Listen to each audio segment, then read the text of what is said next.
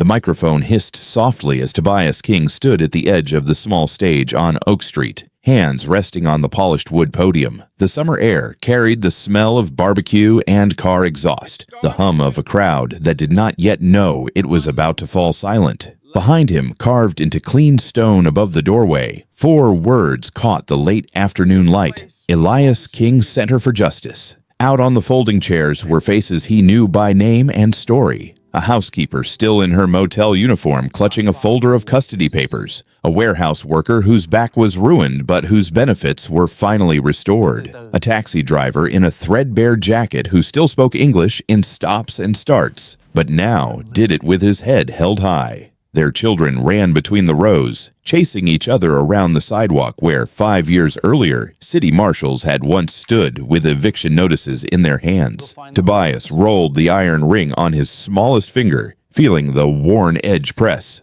into his skin. It had been his father's, a janitor's ring, bought with spare coins and stubborn pride. Every time it clicked against the podium, he could hear a wet floor sign being set down in some forgotten courthouse hallway. Hundreds of miles away, in a concrete building that never saw sunlight, inmate 94222 sat hunched over a metal table in the prison law library. The man who had once signed his name as the Honorable Lawrence Sterling now wore state-issue orange and cheap plastic glasses taped at the bridge. Beside him, a skinny Latino kid twisted his fingers together, eyes darting over a page he could not fully read. "I no want hurt," the boy whispered. "I no mean, how you say, intent." Sterling did not snap at him. He did not check a watch he no longer owned. He leaned closer, voice low and rough from too many sleepless nights. "Take your time," he said. "I am listening. We will find the right words together." There had been a day when he would have laughed at that broken sentence.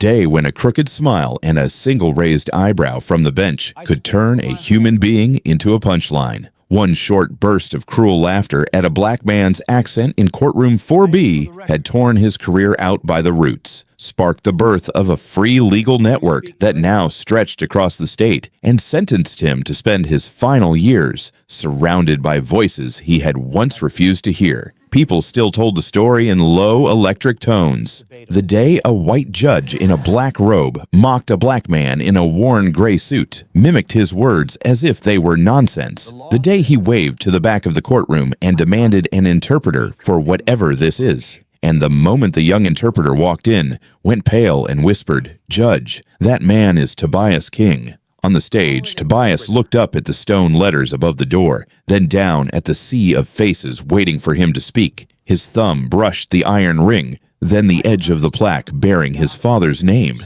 It all started, he thought, with one careless laugh in a courtroom and one man who believed he sat higher than the law. On the wall of his chambers, framed in dark wood and soft museum lighting, Lawrence Sterling was frozen forever in a photograph that made him look almost noble. Silver hair swept back, jaw set, eyes narrowed just enough to suggest seriousness without cruelty. The magazine cover beneath the glass read in bold blue letters, "State Law Review, the new face of tough but fair." Sterling straightened his tie in the reflection of that glass and checked the time on his Rolex. 10 past 8. The watch had been a gift from the partners at his old firm, back when he still billed hours instead of handing down sentences. It glowed on his wrist like proof that he had won. The morning docket sat on his desk in a neat stack. Traffic cases, code violations, petty theft, a smattering of landlord-tenant disputes, all of it, in his mind, far beneath a man who was on the shortlist for the state. Supreme Court. Preston Hayes, the governor's chief of staff, had made it sound almost done over drinks last month. "Keep doing what you're doing, Larry. Voters love a judge who is tough on nonsense." He picked up the first file and flipped it open, already scanning for the quickest way to dispose of it. That was his talent, or so he told himself. Efficiency. No wasted time. No long speeches from defendants who thought the courtroom was a confession booth. His clerk, Jenna, hovered at the door with a tablet in her hand. She was young, fresh out of law school, still under the impression that the job was about justice. "Your 9 o'clock is already lining up down the hall, Judge," she said. "A lot of walk-ins from the community calendar today." Sterling snorted. "People need a functioning court, Jenna, not a group therapy session with a robe on. We are not here to process feelings. We are here to process cases." He watched her nod and leave, and he felt a small, quiet satisfaction. He liked being the one who defined the job for everyone else. In Sterling's mind, the rules were simple. So long as he said the magic words on the record according to procedure, no one could touch him. As long as his rulings sounded strict and clean, the politics would stay on his side. If a defendant happened to be poor, or black, or spoke English with an accent so thick it made his teeth itch, that was unfortunate but irrelevant. The law was neutral, and he was the law's voice. His prejudices, the quick judgments that flashed through his mind when a man in a cheap suit walked in, those were not bias in his view. Those were instincts, experience, things he would never admit out loud, wrapped safely in phrases like according to statute and in the interest of judicial economy. There was only one thing he truly feared, and he kept that fear locked where no one could see it. The gambling debts that had almost swallowed him 10 years ago. The miracle rescue wired through a maze of shell. Companies with names like Vanguard Estates Holdings. The whispered understanding that if certain developers needed certain rulings, and those rulings happened to push certain longtime residents off valuable land, well, that was how the world worked. If anyone ever dug into those cases, if a reporter ever connected the dots between the foreclosure orders in his courtroom and the glossy condo towers now scraping the sky, his face might end up on another magazine cover, but the headline would not be kind. He pushed the thought away the way he always did. He was protected. He was connected. The system rewarded men who knew how to keep it moving. In the hallway outside, Sarah O'Connell made her way toward chambers with a stack of interpreter schedules in her arms. She paused at the open door. "Morning, Judge," she said lightly. "We had 3 new languages on the docket last week. Vietnamese, Amharic, and a guy who spoke mostly Creole with a little English on top." Sterling did not look up from his files. "This is an American courtroom, Ms. O'Connell. If they want to be heard, they can start by learning the language." Sarah hesitated. "With respect, sir, a lot of them understand the law better than they sound. Broken English is not the same as a broken mind." He finally looked at her, one eyebrow raised. "If they cannot speak properly, they do not deserve to be heard properly. You of all people should appreciate that your job exists because I insist on clear communication." She opened her mouth to respond, then thought better of it. She left without another word, her jaw tight. Sterling turned back to the docket, satisfied that he had ended the conversation on his terms. Control. That was the key. He did not have to be liked if he was respected. He did not have to be kind if he was consistent. He flipped to the last file in the stack, annoyed to see a thicker packet at the bottom. City of Brookfield v. Tobias King. Zoning Enforcement, 42 Oak Street. He skimmed the summary. Older black male, self-represented, property flagged for multiple violations. The kind of case that usually ended with an overdue fine and, eventually, a quiet sale to some holding company. The name tugged at him for half a second, then drifted away. Just another stubborn old man hanging onto a crumbling building on a block already spoken for. He checked the time again. He had a working lunch at the Capitol Grill with Preston at noon. A handshake, a smile for the cameras, another quiet assurance that the top robe in the state was practically hanging in his closet already. Clear the docket, he murmured to himself. In and out. Quick rulings. No dragging feet. In the mirror above his desk, he watched himself smooth his hair, straighten his tie, square his shoulders. He saw the cover of State Law Review reflected behind him and felt the old familiar certainty settle back into place. The big things in his life, he believed, would be decided in private rooms on higher floors, far above. The echo of small-time disputes. Down in courtroom 4B, he told himself. He was just taking out the trash. He had no idea that on that ordinary morning, the file with the address 42 Oak Street was not another piece of clutter on his docket. It was the stone tied to his ankle waiting at the bottom of the river. By mid-morning, courtroom 4B felt like a bus station. Every bench was filled, the air heavy with sweat, cheap cologne, and the quiet rustle of paperwork. A toddler fussed in the back. Someone coughed wetly into a sleeve. The clock over the door crept past 10. On the bench, Judge Lawrence Sterling felt his patience thinning. The last case, a landlord-tenant dispute, had dragged on when a tenant started crying and talking about mold and sick kids. He had cut her off twice, but she kept circling back to her children as if the law cared about their asthma. Now the docket was behind, and his phone buzzed on silent beside the stack of files. When the clerk called the next case, Sterling stole a glance at the screen. An email preview flashed across. From Preston Hayes. Subject lunch trua ne an no jungio.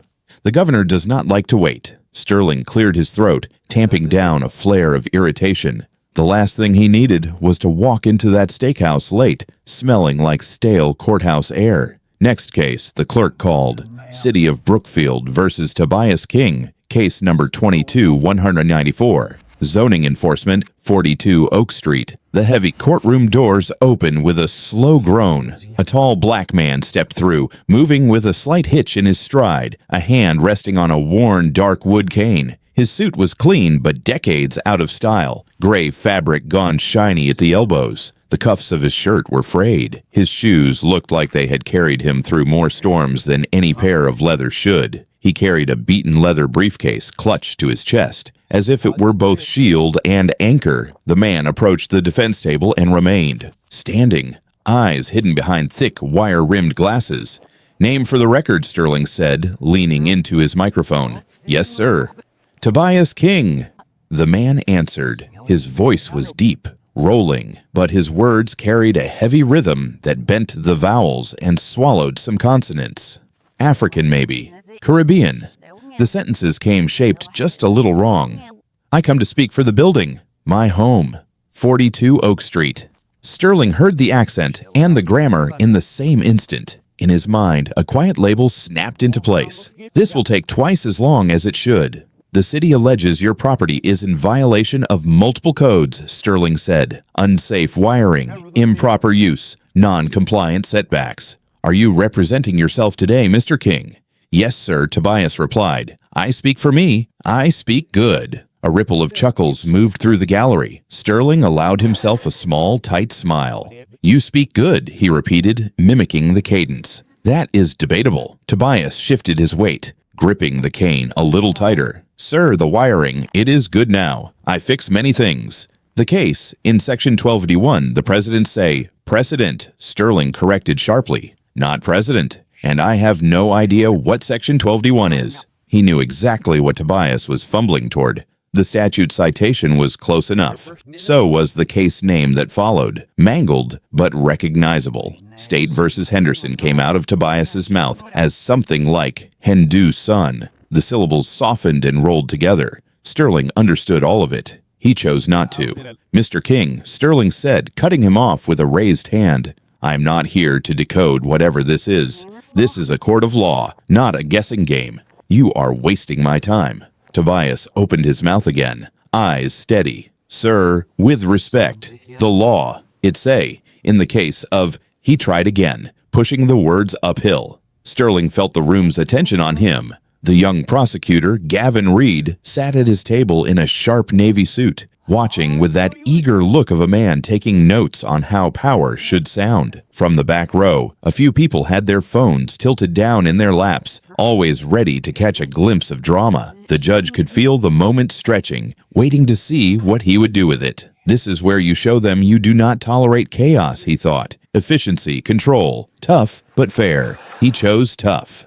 Do you even hear yourself, Mr. King? Sterling said, letting a trace of ridicule bleed into his voice. I cannot, in good conscience, pretend this broken English qualifies as coherent legal argument. We are not going to play charades with your gibberish.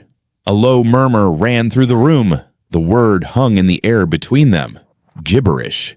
Tobias's jaw tightened just slightly. Behind the glasses, his eyes flashed, but his voice stayed level. Judge, I understand you, he said.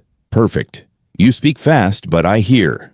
Well, I do not understand you, Sterling replied. That is the problem. That is why. We have procedures. Bailiff, do we have an interpreter on site? Someone who speaks whatever this is. He waved a hand toward Tobias like he was indicating a defective appliance instead of a man. No interpreter needed, sir, Tobias said quietly. I manage. I decide what is needed in this courtroom, Sterling snapped. And I say, we are not moving forward until your nonsense is translated into something this court can recognize as English. The bailiff shifted, caught between discomfort and obedience. "I can call down for Ms. O'Connell, Your Honor," he offered. "She is between calendars." "Do it," Sterling said, "and make it quick. I have somewhere I need to be at noon." As the bailiff hurried out, Sterling sat back and picked up his phone. He scrolled through his inbox, letting the gesture signal clearly to everyone watching that this delay was beneath him.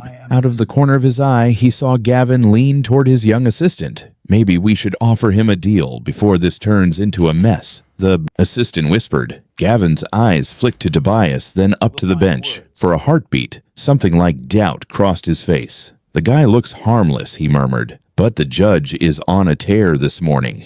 You really want to stand in front of that?" He hesitated, just long enough to feel the weight of it. Then he sat back, smoothing his tie. "No, let it ride. The city wants that building. And Sterling loves a show." At the defense table, Tobias King stood without moving, hands resting on the battered briefcase. He did not slump. He did not fidget. He simply waited, eyes tracking the judge, the prosecutor, the door. 15 minutes later, the side door opened. Sarah O'Connell stepped in with a folder under her arm, cheeks flushed from hurrying up the stairs. "You called for an interpreter, Your Honor," she said. Finally, Sterling replied, "We have a communication barrier, Ms. O'Connell. The defendant thinks he is a lawyer but cannot string a sentence together. I need you to translate his gibberish into something resembling legal English." A few people laughed, quick and nervous. Sarah turned toward the defense table. At first, she saw what everyone saw. An older black man, outdated suit, cane, thick glasses. Then her eyes dropped to his hands. His right pinky rested on the handle of the briefcase, an iron ring snug around it. As she approached, he tapped the leather with 2 fingers, a short syncopated rhythm. Tap, tap. Pause. Tap, tap, tap. Her breath caught. She had heard that pattern before, years ago, in a very different courtroom. She looked up at his face, studying the line of his jaw beneath the beard, the calm, measuring gaze behind the lenses. The man gave the smallest, almost imperceptible nod. A chill crawled up her spine. "Judge," she said slowly, turning back toward the bench, her voice thinner than she intended. "I think we might be making a very serious mistake." For a moment, no one moved. Sarah O'Connell stood between the defense table and the bench, her file clutched so tight the edges bent. The judge stared down at her as if she had just spoken in one of those unfamiliar languages she spent her days decoding. "I'm sorry. What was that?" Ms. O'Connell Sterling asked, his voice low and dangerous. Sarah swallowed. She could feel every eye in the courtroom on her. On the record, she was neutral, a conduit. Off the record, her heart was pounding. "I said, Judge, I think we are making a very serious mistake." "You are making a mistake," he corrected. "Your job is to translate. I have already determined this man is not capable of addressing the court in coherent English. So either you start doing the task you are paid for, or I will find someone who will." Sarah glanced back at Tobias. His head was slightly bowed, but there was no confusion in his posture, only patience. The steady, dangerous kind. "Your Honor," she said carefully, "his English is coherent. In fact, it is perfect." That accent? She hesitated, the truth pushing its way out. "It is not hiding his lack of understanding. It is hiding yours." A sharp, disbelieving laugh burst from somewhere in the gallery. Sterling's face flushed a deeper red. "Excuse me." Sarah took a breath she knew she could not take back. "Judge, I interpret for asylum hearings, terror cases, federal trials. I have heard people struggle for every word. That is not what is happening here. This man does not need an interpreter. He does not need me at all. And unless my memory has completely failed me, his name is not Mr. King, the confused homeowner. It is Tobias Elias King." The room rippled. A few heads turned. A woman in the third row mouthed the name under her breath. Sterling blinked. Sarah's gaze locked on the iron ring, the small scar on Tobias's knuckle, the way he was now looking up at the bench with an almost bored calm. She had seen him once from the back of a federal courtroom, a legend walking past with a file under his arm, leaving a trail of hushed awe. She turned fully to face the judge. "Your Honor," she said, voice steadying as she spoke it aloud.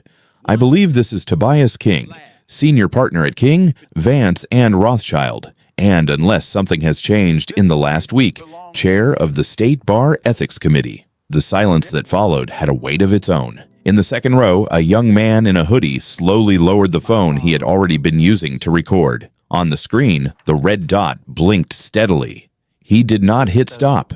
At the defense table, Tobias King moved. The transformation was not theatrical. It was quiet, almost casual, and that made it worse. He let the cane fall to the side. It clattered against the tile and rolled away, forgotten. He reached up, slid the heavy glasses from his face, and set them on the table next to the scarred briefcase. Then he straightened. The stoop in his shoulders vanished. His height filled the space. The tentative shuffle disappeared as if it had never been. When he spoke, the room flinched. "Ms. O'Connell is correct. Lawrence," he said. The accent was gone. In its place was a crisp, measured baritone, the kind of voice that filled lecture halls and Supreme Court chambers. There was a faint trace of London in it, a hint of New York, the polished neutrality of someone who had spent a lifetime bending language to his will. "It is precedent, not president," he continued. "State versus Henderson, if we are being precise. The case you pretended not to recognize while I stood here and handed it to you."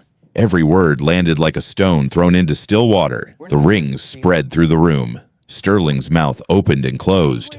"Mr. King."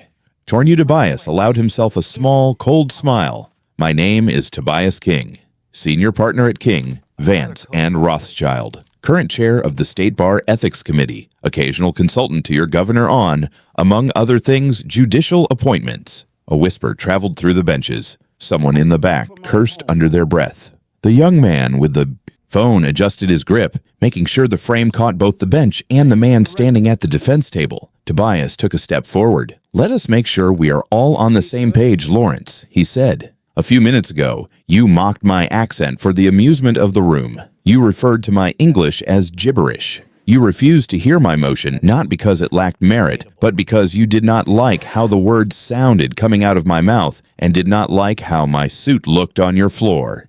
He turned his head toward the court reporter. "Madam Reporter, did you capture those remarks in full?" She looked rattled, but she nodded. "Yes, sir. Every word." "Good."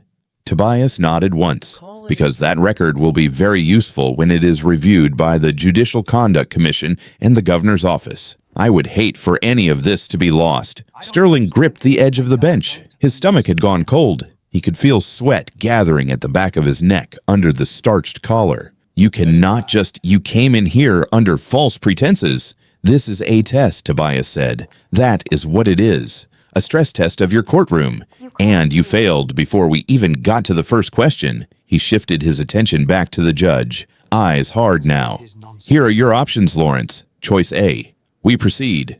I will represent myself on the record. I will move to subpoena every zoning decision you have issued in the last 5 years that involved Vanguard Estates or any of its subsidiaries. I will call witnesses. I will file motions. I will make sure the press is notified. This case will not take 15 minutes. It will take 3 weeks. And for 3 weeks, every person in this county will watch you explain why so many poor, black, accented property owners just happen to lose their homes on land a developer wanted." A muscle jumped in Sterling's jaw. "Or," Tobias continued, voice dropping, "Choice B. You recuse yourself from this case immediately. You apologize to this courtroom, not just to me, but to every defendant you have ever belittled for speaking imperfect English, for wearing the wrong clothes, for daring to be poor in your presence. Then you sit there, silently, while this system you think you control begins to look at you for what you are." The room held its breath. Gavin Reed stared at the table in front of him, throat working. He could feel his career teetering on a knife edge. Sterling's eyes flicked to the gallery. Phones were out now, not even pretending discretion. He imagined the clip playing under a headline he could not quite see yet. He imagined Preston's face when it landed on the governor's desk. His voice, when it came out, was brittle. I recuse myself," he said, "from this case, effective immediately." "And the apology," Tobias said. "Let us not forget that." Sterling swallowed. His pride tasted like ash. "I apologize," he muttered. "If there was any misunderstanding regarding the defendant's dialect louder," Tobias said. Sterling's head snapped up. "What you humiliated me loudly, Judge," Tobias said. "Look around. These people did not miss it. If you want to begin to repair the harm you have done, you do not get to whisper your regret into the carpet." The judge looked out at the faces in front of him. The crying tenant from earlier. A teenage boy in a work shirt with his hands shoved into his pockets. The young man with the hoodie and the phone, recording steadily. The words scraped on the way out. "I apologize," he said, louder now, the sound cracking slightly.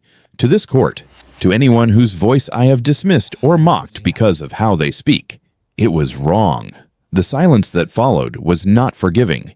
It was shocked, disbelieving, a little electric. On the third row, the young man in the hoodie finally hit stop. He glanced down, thumb flying over his screen as he saved the file and opened an app.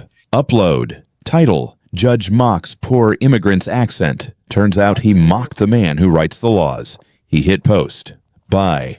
The time Tobias bent to pick up his fallen cane and calmly set it back against the table, the clip had left the room. It rode up through the concrete floors, out through the courthouse doors, and into 1,000 pockets in the city. In courtroom 4B, people were still staring at the man they had just watched transform in front of them. On their phones, a counter began to climb. By the time Lawrence Sterling made it back to his chambers, the courtroom air was still clinging to his skin. He shut the door harder than he meant to, the sound echoing off the paneled walls. He needed a moment, just a moment. He slid into his leather chair and opened his laptop. He did not have a social media account, but he knew how to search his own name. The browser barely finished loading before it filled with his face. A frozen frame of him leaning forward on the bench, smirking. Someone had slowed the clip down. The captions were stitched across the bottom in white letters.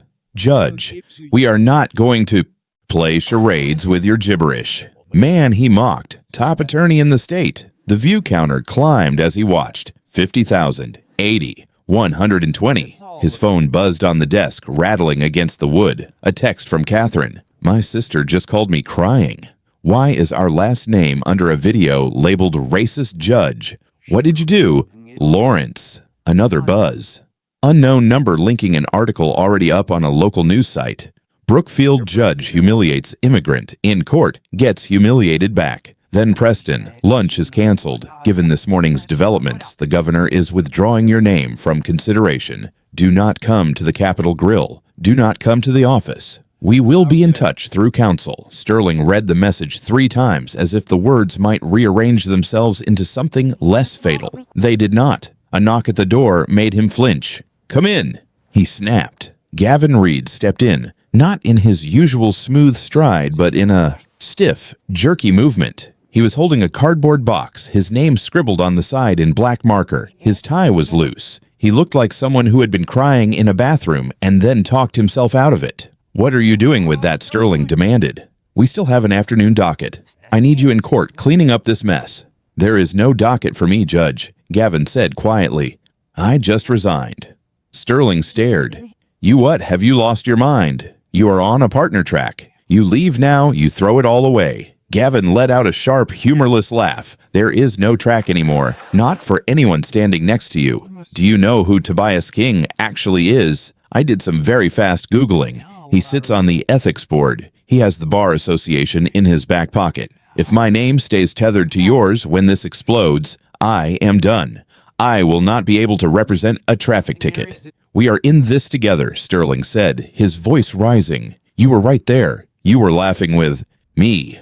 "I just gave a statement to the press," Gavin replied, eyes gone flat. "I told them I have been uncomfortable with your behavior in court for months. I told them I tried to object, and you shut me down in chambers. It will be my word against yours, and I have less to lose." "You ungrateful little snake," Sterling hissed. "No, Judge," Gavin said, backing toward the door with his box.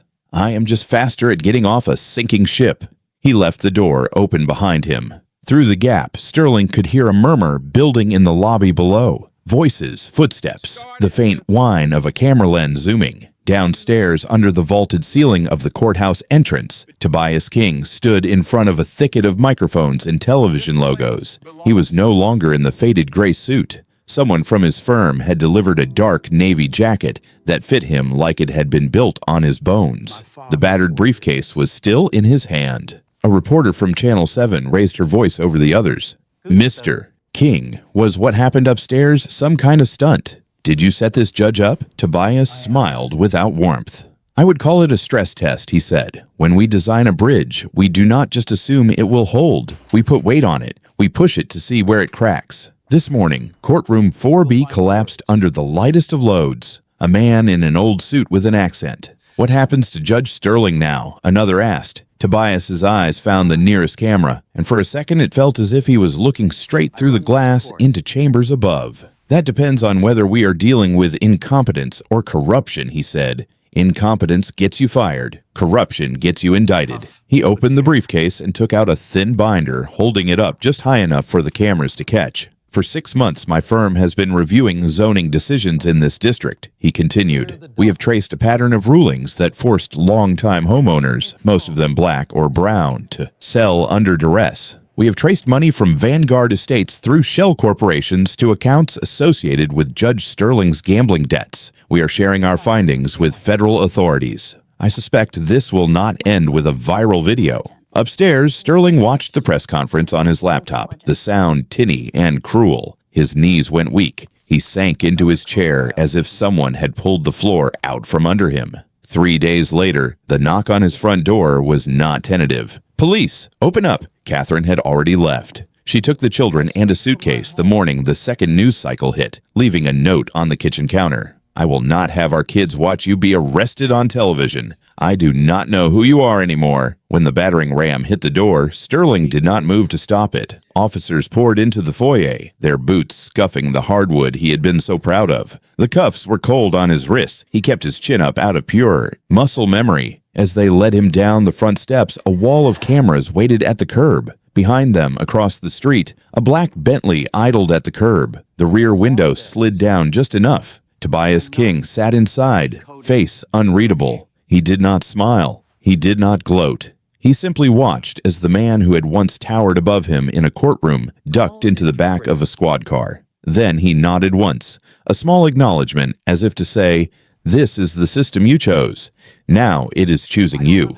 The window rolled back up. Weeks later, the roles were reversed in a different courtroom. The chamber was larger, the flags behind the bench grander, but the energy was the same. People packed the gallery. The air was thick with something uglier than curiosity. Lawrence Sterling sat at the defense table in a tan jail jumpsuit, shackles clicking softly when he shifted. His hair, without salon care, had gone from silver to gray straw. The man beside him, a public defender with too many files in.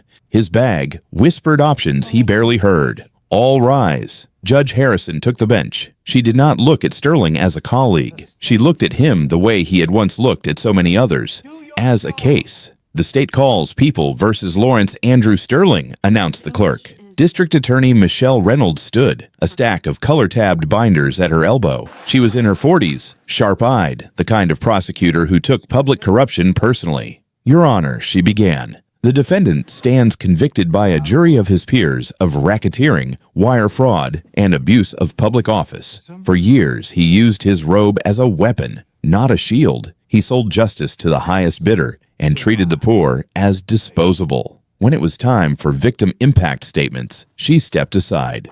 The court recognizes attorney Tobias King, representing affected homeowners in the Vanguard Estates matter, Judge Harrison said. Tobias walked to the podium with no cane this time, just the slow, deliberate pace of a man carrying something heavy that did not show. He set a folder down, then lifted his eyes to the bench before letting them rest on Sterling. "Your Honor," he said, voice soft but caring, "I stand here on behalf of the families who lost their homes because one man decided their accents and bank accounts made them expendable. Houses that were sanctuaries became commodities. Generations of history were bulldozed for glass towers and rooftop pools." He opened the folder and pulled out a photograph, holding it up for the record.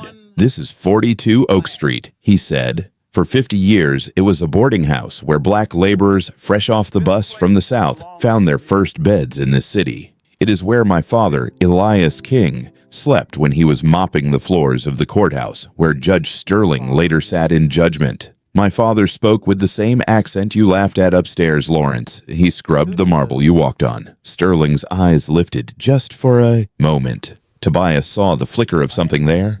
Shame, or maybe just the first recognition of it. "You did not just sign away square footage," Tobias continued. You signed away the places where men like my father became Americans in every way, except in your eyes. You called their voices gibberish. You called their lives clutter, and you did it for casino markers and weekend trips to Las Vegas. He let the words hang.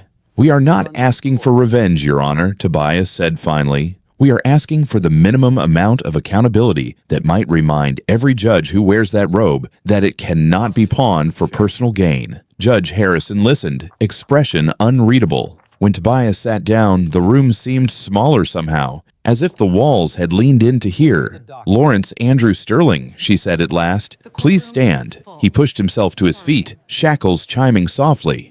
You have disgraced this bench, she said. You have betrayed the trust placed in you by this community. For the crimes of racketeering, fraud, and abuse of public office, it is the judgment of this court that you be committed to the custody of the Department of Corrections for a term of 15 years.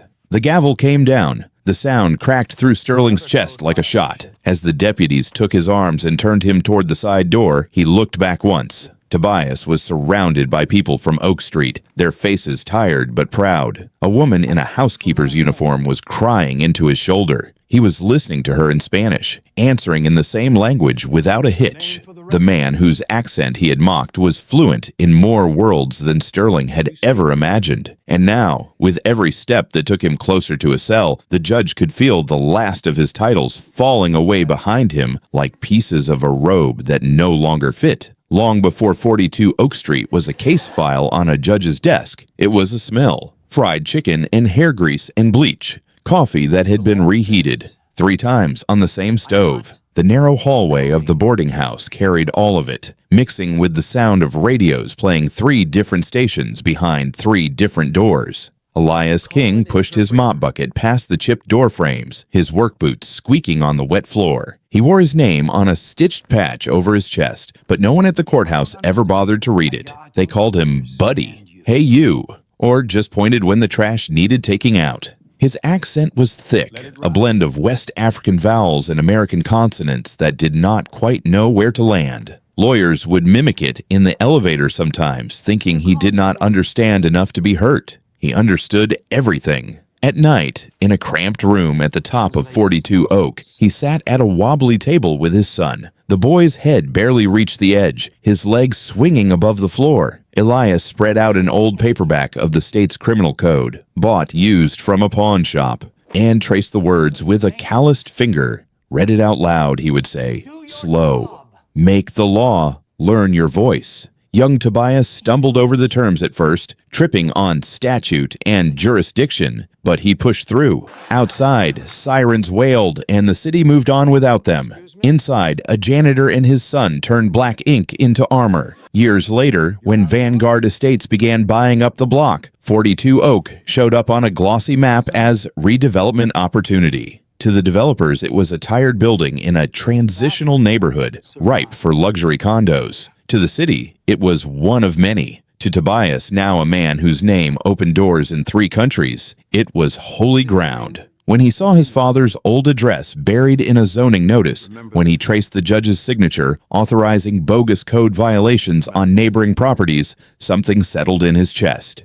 They think the house is just wood and brick, he thought. They have no idea what was built inside it. So he decided he would not just stop the demolition, he would turn 42 Oak into a mirror and make the system look at itself. Months after the video from Courtroom 4B blew up his carefully crafted disguise, Tobias sat in a corner office high above the city. Floor-to-ceiling glass gave him a perfect view of the courthouse dome. The plaque on his desk read Tobias E. King, but the ring on his pinky still belonged to Elias. Across from him, Gavin Reed sat stiffly in an expensive suit that no longer felt like armor. Since the scandal, calls had stopped coming. His resignation from the DA's office had not gone the way he pictured it. Nobody wanted to hire the guy standing 3 feet from a racist judge and doing nothing. He looked like a man waiting for a sentence. If you are going to end my career, Mr. King, just say it. Gavin blurted, I can take it. Tobias poured coffee into 2 cups from a small silver pot. You think I called you up here to swing an axe? He asked. Isn't that what you do? Gavin said. Decide who keeps their license and who loses it. Sometimes, Tobias said, but not today. He slid a folder across the desk. The tab read, Elias King, Center for Justice, Director. What is this? Gavin asked. A job offer, Tobias replied. Director of the Legal Aid Center at 42 Oak Street. Gavin stared as if it were a trick. You want me to run? A charity. I want you to run a front line, Tobias said. Free representation for people who have nothing but a story and a bad accent. Evictions, wage theft, deportation hearings, 14-hour days, no prestige. The salary will cover your student loans and your mother's care at St. Jude's. Not much else. Gavin blinked. You investigated me. I learned about you, Tobias corrected. There is a difference. I saw the tape. When Sterling mocked me, you laughed. But for 1 second before that, you looked at me like you knew it was wrong. Shame crossed your face. Sterling never looked ashamed a day in his life. Gavin dropped his gaze. I was a coward, he said. I thought if I stayed close to power, I could do good later. I kept telling myself later. Later never came. Tobias leaned in. I do not need you to pay with your career, he said quietly.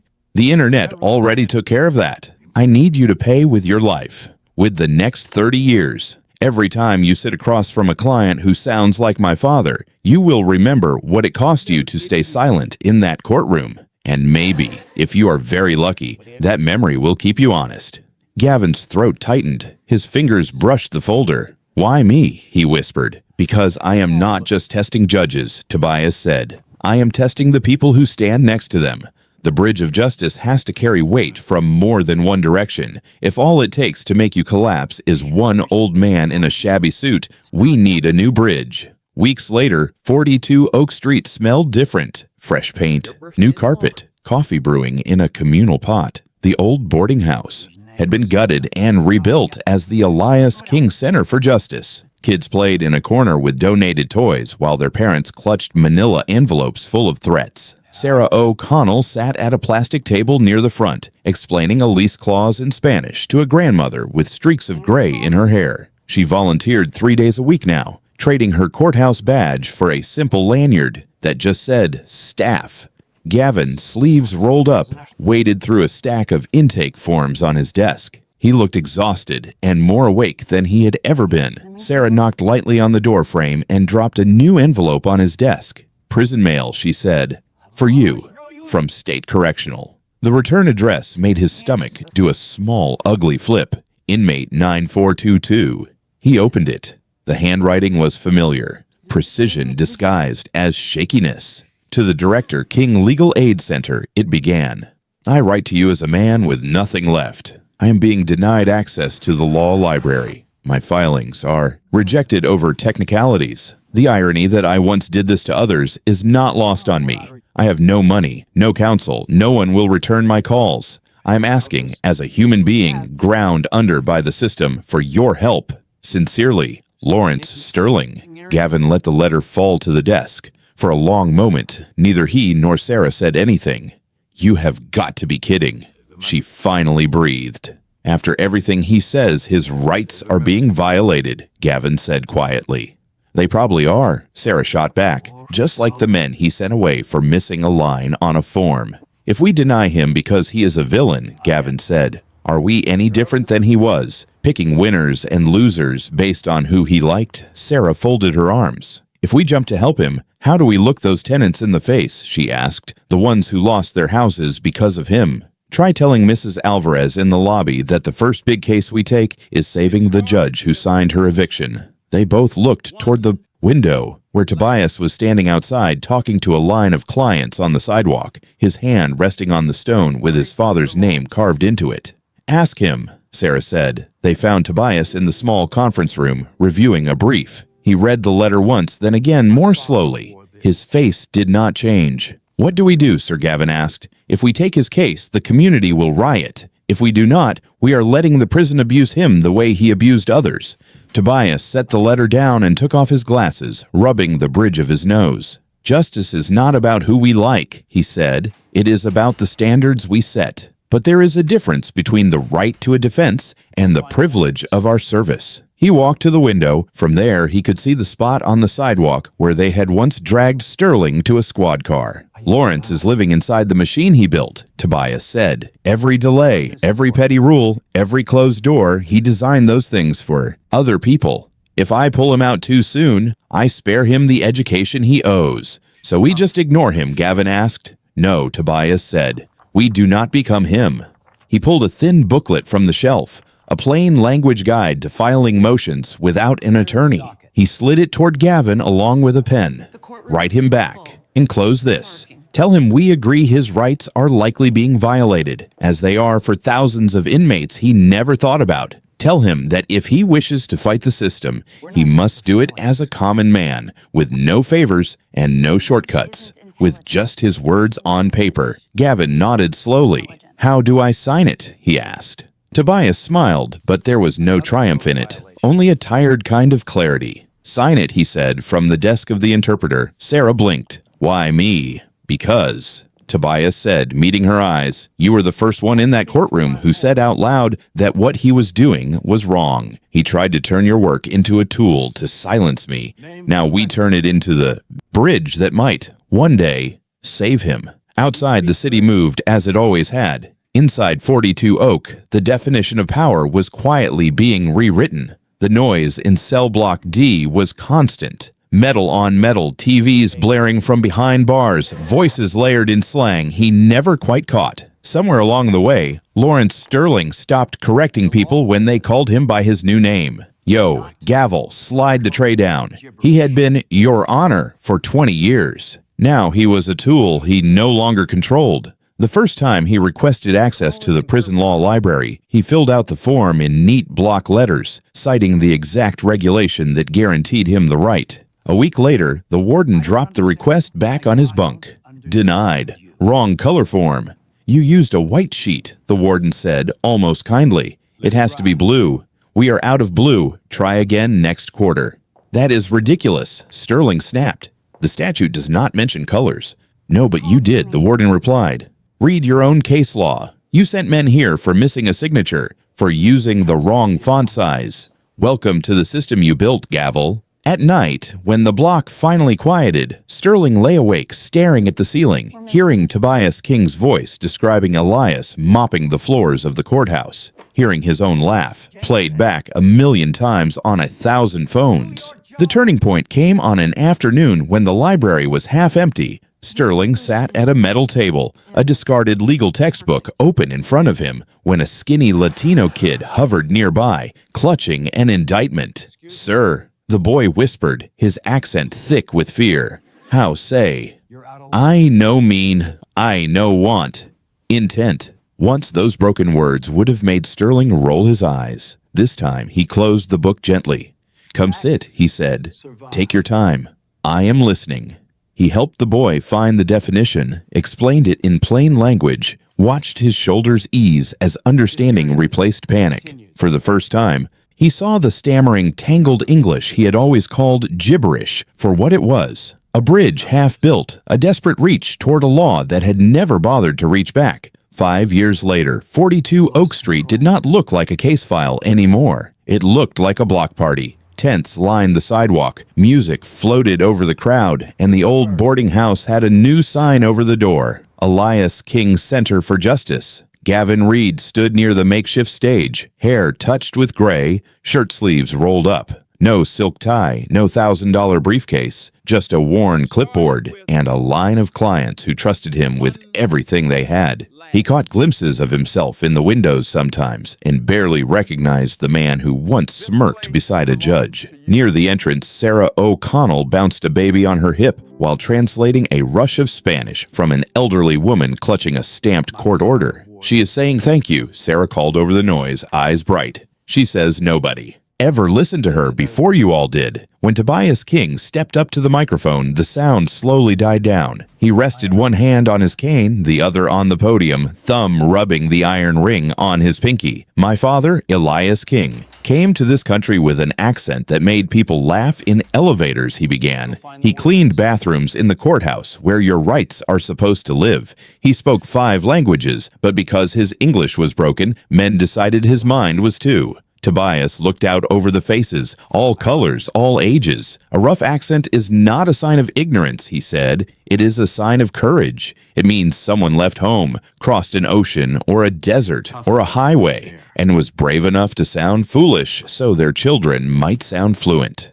That is not something we laugh at. It is something we bow to. Law is not supposed to be a fence that keeps the powerful safe, he went on. It is supposed to be a roof over the people who have nowhere else to stand. Far away, in the prison law library, an old man bent over a table with a group of inmates around him. There was no robe on his shoulders, no nameplate in front of him, only a stack of dog-eared forms and a cheap pen.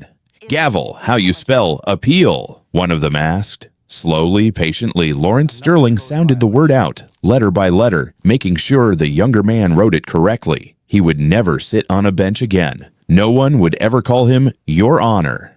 But in that cramped room, helping men who spoke the language badly say what they needed to say, he was finally doing the job he should have done from the start. Sterling had once believed intelligence lived in polished vowels, in a fancy diploma, in the wooden hammer he used to cut people off. In the end, he learned that the truest measure of a mind is how it treats the voices that struggle to be heard. Tobias King took the humiliation his father endured and poured it into brick and mortar until it became a network of legal clinics with open doors and open ears. And somewhere along the way, in forcing a cruel judge to face the mirror, he managed to save the last unbroken piece of that man's soul. If this story hit something in you, if you have ever judged somebody by how they talk or what they wear, let it sit with you for a while. And if you want more stories where justice does not always look like a clean, happy ending, but like people learning the hard way how to be better, do me a favor, hit that like button, share this with someone who needs to hear it, and subscribe to the channel. We have more stories of karma, consequence, and quiet redemption coming, and you do not want to miss the next one.